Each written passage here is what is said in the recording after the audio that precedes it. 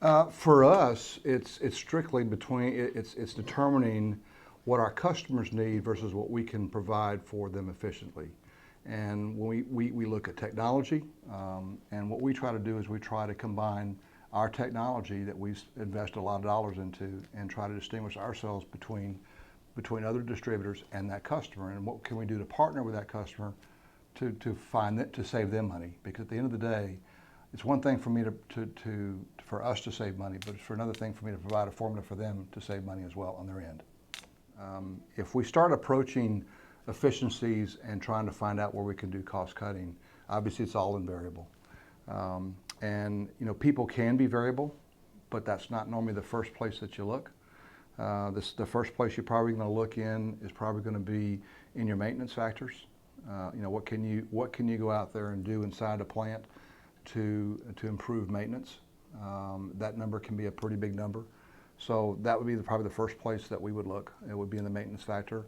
For us, related to Mayer Electric, we go out and try to figure out ways that we can save our customer money in terms of how we sell the products to them. How can we get them to receive less? How can we make our purchase orders larger and have them and less shipments? So there's a lot of things that we can relate those two businesses to. Shipping can be, there's all kind of variations to shipping. So that'd probably be number two that I would look at, would be on the shipping side, and what can we do to save monies on the shipping piece. Because if you're actually coming out of Mexico, there's going to be about 15 avenues that you can take it to market with, and that would probably be one of the things that we'd have to investigate first. Obviously you're trying to produce a quality product. You really don't want to cut corners on the quality piece. That would probably be something I would look at from a people perspective and how many people we need to have out there, and then what our standards are for quality. If you start approaching fixed costs, your tooling is probably going to be the biggest one in SEWMEX, and your tooling is upgradable. The machine you buy today is outdated tomorrow because of technology. So, what are the ways that we can spend money and invest money into higher end technology, and obviously save maybe some labor? And what happens is your variable cost, your people become variable at that point. And if you can do more with less people, then that's obviously a place that you can cut. From a manufacturing standpoint, they're about volume. The manufacturer is all about volume, and what they're trying to do is try to put as many orders to the pipeline as they can to produce, and that lowers the cost of that product going out to the end user. From a manufacturer standpoint, I still think quality shipping is, the biggest mistake they can make in a manufacturer is downtime from machining, and then bad product going out the back door.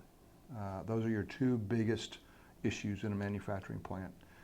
When you lose and not delivering on time, because that's their biggest dilemma, is shipping on time, because they can't account for machine breakdown, and they can't account for union strike. They can't account for a lot of things that sometimes are out of their control. I mean, from Mayer Electric standpoint, remember, we're a distributor product, and our two biggest assets in our company are basically two things, our liabilities, I should say. It's our inventory, and it's our AR, accounts receivable. But when I push product out the door, it's about turning inventory. It would be the same thing in SEWMEX. It's about turning that inventory quickly. We have to make a minimum margin percentage of 18% for it to go out the door and for us to handle it. If it's a direct ship from factory to customer, our minimum percentage is between 8 and 10%. So those are kind of those are some of our break-even points. So anything up above that or below that is whether we make money or lose money. I think it creates a lot of uncertainty. The only comparison I can give you is an analogy of a company that built a $4.3 billion plant in South Alabama, known as ThyssenKrupp. They're a steel plant, and they spent $4.3 billion in that plant.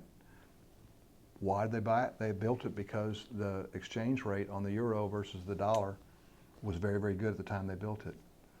As the economy changed and as the exchange rate changed in the marketplace, they found out that investment wasn't as good as it was planned. They had a 5-year plan. Today, that plant has sold both the steel and the carbon side of that plant because of exchange rates. So, it can fluctuate your business tremendously. I'm not familiar with where the peso is as compared to the dollar, and what the extent of that would be over time. But there's a lot of our manufacturing that we have located in Mexico. So my guess is today's economy can still sustain that, and there's still cheaper labor there than it is here, because unions obviously are running that business for us here in this country. But what I'm seeing is a change because the exchange rate is improving, because the economies are stabilizing with the exception of China. The businesses are coming back into this country because the quality of product that was coming out of those countries have dropped.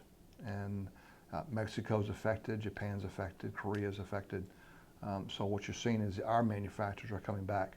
My guess is SEWMEX would have a similar scenario where they would end up potentially moving material back, depending on whether they're inventorying that there or actually doing production there.